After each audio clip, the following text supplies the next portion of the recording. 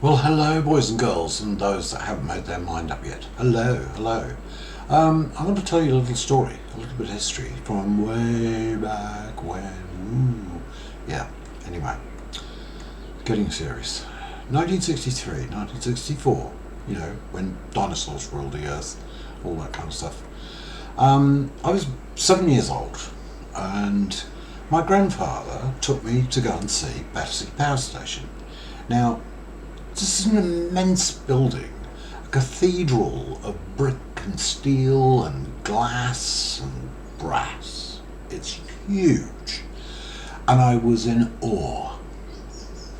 And I never forgot that. And when I got to a certain point in this game, because I'm playing ATM 10 for those that are interested, pardon me, I got kind of bored, and I'd reached infinite resources, and I was looking around for some project.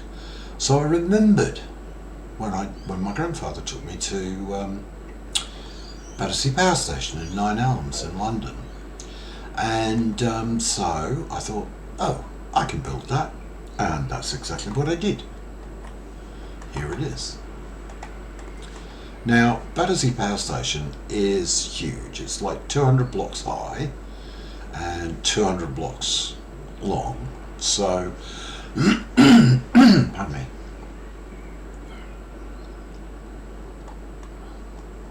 And yes, I'm drinking wine, but it's non-alcoholic wine. So, grape cordial? I don't know, whatever. It's nice.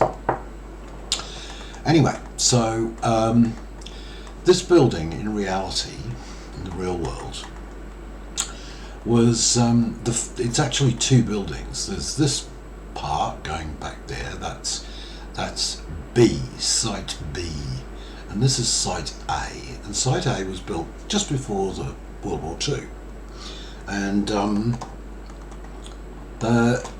because of the war and all the rest of it didn't get finished. So section B, this one here, is wasn't built until 1955, just 1 year before I was born. And yes, there's a pig, and that pig is because oh dear, it's in Pink Floyd's album 1977, where they actually had an inflatable pig and they put it on Battersea Power Station. So let's go in.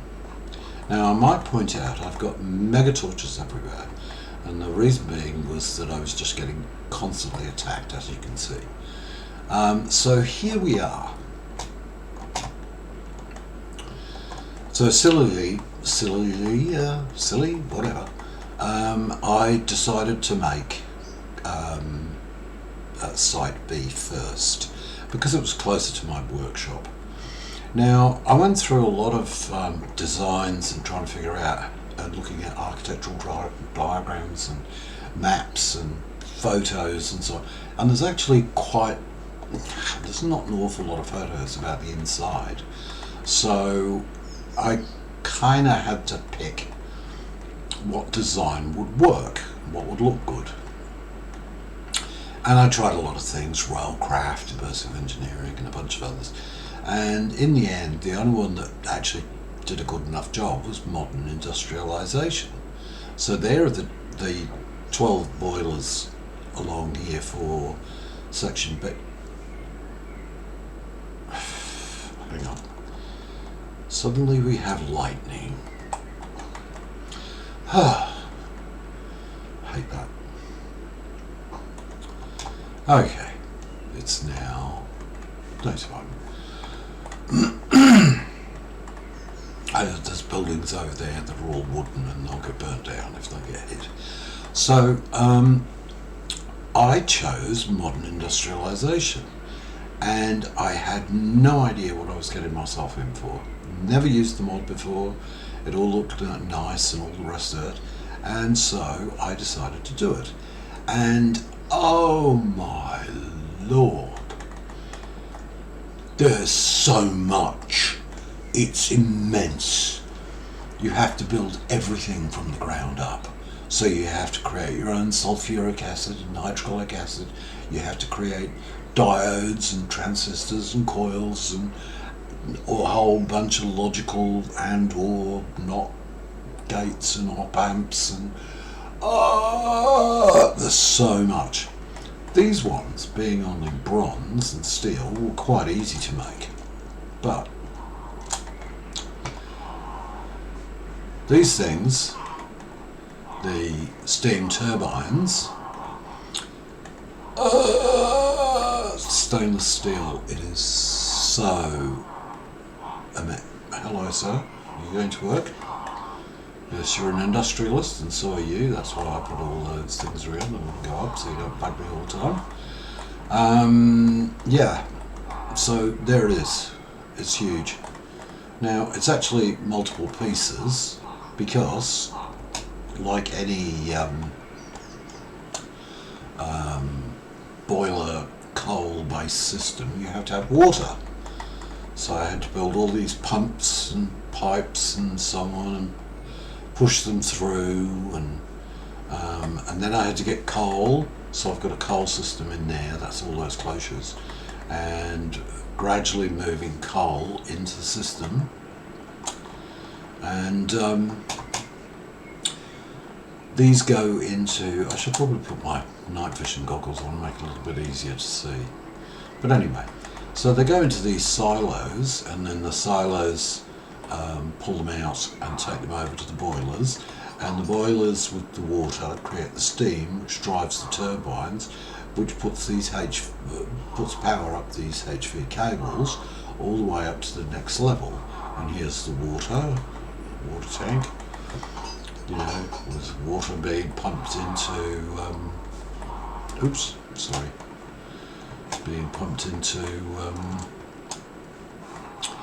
these. And of course you have to have pumps, and there's all the pumps here. And there's a low voltage power coming down from up there. And it's all rather complicated really. There's quite a lot of it. As you can see, this area, which in the real world would be filled with things and people and trucks and cars and motorcycles and bicycles and people running everywhere. So to kind of make it a little bit more realistic, I added in some villages. So I built them a village up there, way up there, which of course this is all ridiculous because I would be standing in the middle of a gigantic tower of pipes and smoke and all the rest of it. But I had to make it look a little bit more reasonable, so I had to put some villages in to make them you know, look like the place is occupied with people doing real things. So yes, hello sir, hello. I had to put cages around these because what happens is the villagers keep getting stuck in there. So I had to put cages around everything. So yeah, it's immense. This is the power level with all the 12 huge transformers. See, battery and transformer, HV, and each of these, there's 12 of them, so there's 48 mega FE sitting here. And normally I would be connecting all these up and going over to my workshop over there, but I'm over this. It's taken me forever to build. I had to redesign it like 3 or 4 times, and because you're doing it in survival, you have to make all these things yourself. And as I said, if I didn't have Direwolf's building gadget, thank you Dyer, thank you, it would have taken, hello puss, hello.